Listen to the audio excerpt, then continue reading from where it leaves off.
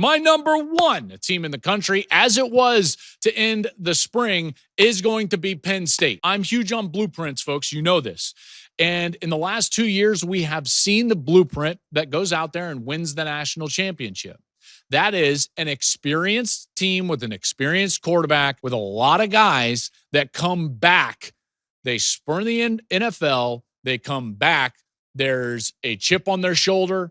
There's a tough loss in their rear view mirror, and they go out there, they right the ship, and they get it done. That's Penn State. Quarterback Drew Aller returning.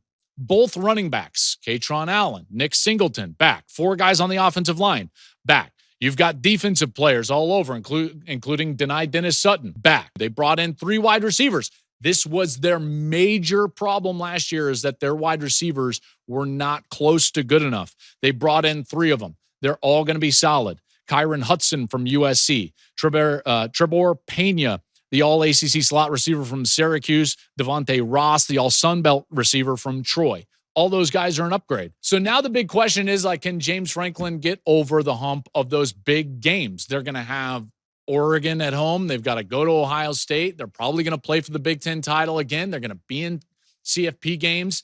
And last year, as good as the season was, they weren't able to get over that hump.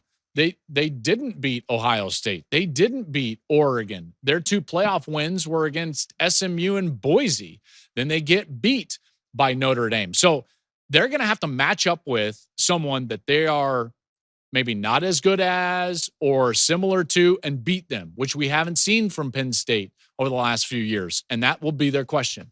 That will be their number one question. That will be their question now. That'll be their question in September. That'll be their question when Oregon comes in. Every time they get that chance, that will be the question for James Franklin and my number one team in the country, the Penn State Nittany Lions.